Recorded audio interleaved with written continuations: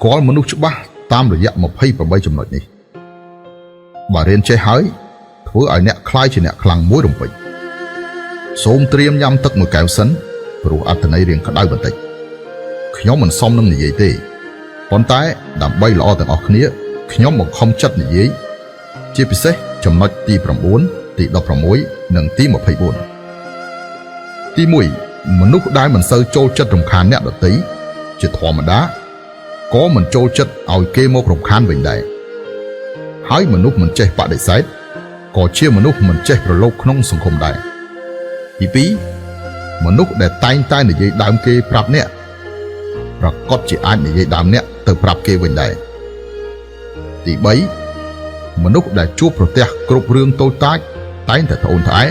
ជាទូទៅគឺធ្វើបានតែរឿងតូចតាចប៉ុណ្ណោះ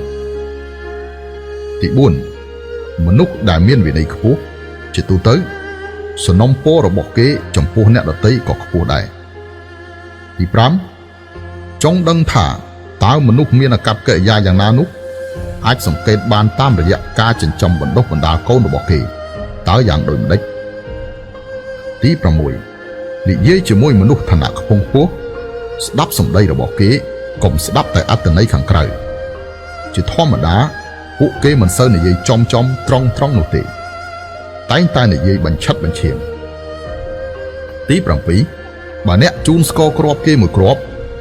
គេសងត្រឡប់ឲ្យអ្នកពុត្រាមួយផ្លែវិញភ្លាមនោះគឺអាចសហការគ្នាបានប៉ុន្តែមិនស័ក្តិសមធ្វើជាមិត្តភក្តិទេ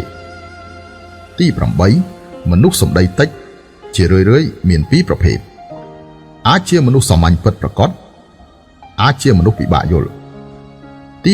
9មនុស្សសម្ដីច្រើនជារឿយមិនមានភាពវៃឆ្លាតទេប៉ុន្តែមនុស្សសម្ដីផ្អែមវិញមិនអាចរាប់អានឲ្យស៊ីជម្រៅឡើយទី10មនុស្សអត្តចរិតសរសេរនៅលើមុខជារឿយជាមនុស្សមិនអន់ពេកទេហើយមនុស្សអាចគ្រប់គ្រងអារម្មណ៍ខ្លួនឯងបានគឺមិនមែនជាមនុស្សធម្មតាទេទី11មនុស្សដែលមានទេពកោសល្យនិងសក្តានុពលខ្ពស់ជាធម្មតាមើលទៅមិនសូវចូលចំណោមគេចុះទេទី12អ្នកដែលឲ្យតែបើកមាត់និយាយថា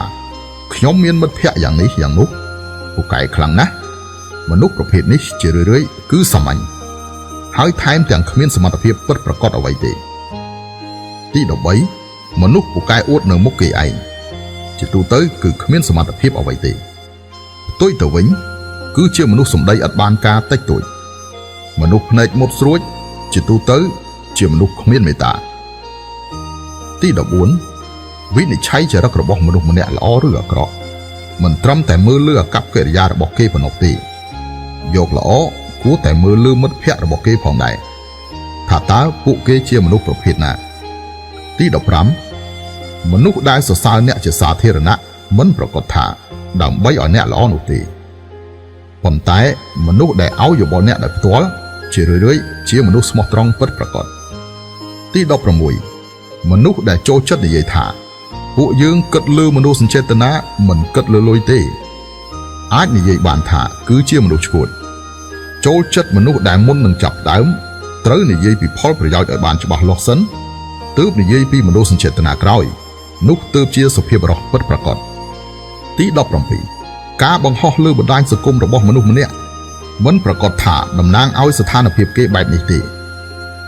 គឺគ្រាន់តែតំណាងឲ្យការចង់คลายខ្លួនជាបែបនោះរបស់គេទី18មនុស្សដែលអាចនៅទីតាំងជាក់លាក់មួយបានប្រកាសជាគេមានឧត្តមភាពរបស់គេមិនខ្វល់ថាអ្នកស្អប់គេប៉ុណ្ណានោះទេទី19អ្នកដែលជួបវិបត្តិស្នេហាមួយរយៈហើយអាចដើរចេញមកបានភ្លាមនោះអាចថាគេគ្មានចិត្តតស៊ូលះបង់ឬក៏ហេតុផលគេគួរឲ្យខ្លាចទី20បើសិនអ្នកជួបមនុស្សលោឆាយមិនចូលចំណោមគេនោះគេភាគច្រើនជាមនុស្សពោពេញទៅដោយបទពិសោធន៍តែបើសិនជាអ្នកឃើញមនុស្សម្នាក់មានអារម្មណ៍មិនស្រួលខ្លាំងដោយសារខ្លួនឯងចូលចំណោមគេមិនចុះនោះមនុស្សនេះភាគច្រើនគឺជាអ្នកទើបចូលប្រឡូកក្នុងសង្គមថ្មីថ្មោងទី21មនុស្សដែលឈរទីខ្ពស់ត្រូវមើលគេណែនាំមនុស្សប្រភេទណាគេលើកដំកើងមនុស្សប្រភេទណានោះគេក៏ជាមនុស្សប្រភេទនោះដែរទី22មនុស្សធ្វើការកាន់តែប្រុងប្រយ័ត្ន ខ្លាចប៉ះពាល់គេកាន់តែងាយនឹងប៉ះពាល់គេណាស់ដែរផ្ទុយទៅវិញកាន់តែឆេវឆាវទី23មនុស្សដែលពូកែបញ្ចុះបញ្ចូលអ្នកដទៃយកល្អកុំរាប់អានស៊ីជម្រៅជាមួយគេ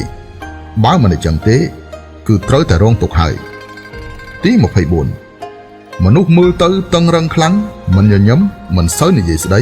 ប៉ះពាល់បន្តិចបន្តួចមិនបាននោះគេហាក់បីដូចជាមនុស្សល្ងងទី25មនុស្សមិនចេះដឹងគុណអ្នកមានគុណគឺមិនអាចធ្វើល្អជាមួយគេបានដោយស្មោះឡើយដោយសារគេគ្មានចិត្តស្មោះត្រង់នឹងឪពុកម្ដាយខ្លួនឯងតើអ្នករំពឹងថាគេនឹងស្មោះត្រង់នឹងអ្នកទេទី26មនុស្សដែលមិនបង្ហោះតាមបណ្ដាញសង្គមមិនប្រកាសថាគេគ្មានពេលវេលាទេប្រហែលជាមិនសូវសុខសប្បាយឬក៏សុខសម្បូរសប្បាយខ្លាំងទី27មនុស្សដែលទទួលជោគជ័យឆាប់ពេកក្នុងវ័យក្មេងខ្ចីរឹតតែងាយវាយលុករឹតតែអាចឆ្លងកាត់និងរៀនពីវាបានហើយសមិទ្ធផលនោះនឹងកាន់តែធំបើមិនដូច្នេះទេគឺងាយនឹងធ្លាក់ចូលទីជ្រៅណាស់ទី28មនុស្សដែលមិនថាប្រឈមមុខនឹងការសរសើរឬប្រឈមមុខនឹងការអាម៉ាស់ទេអាចធ្វើចិត្តត្រជាក់បាននោះប្រកបជាមនុស្សចិត្តខ្លាំងដាច់ខាតកុំប៉ះពាល់មនុស្សប្រភេទនេះឲ្យសោះបើមិនដូច្នេះទេវានឹងបញ្ចប់ទៅយ៉ាងវេទនាមើលវីដេអូនេះរួចកុំអាលជេរខ្ញុំសាកល្បងសង្កេតមើលមនុស្សជុំវិញខ្លួនអ្នកមើលតើខ្ញុំនិយាយនេះត្រូវដែរឬទេ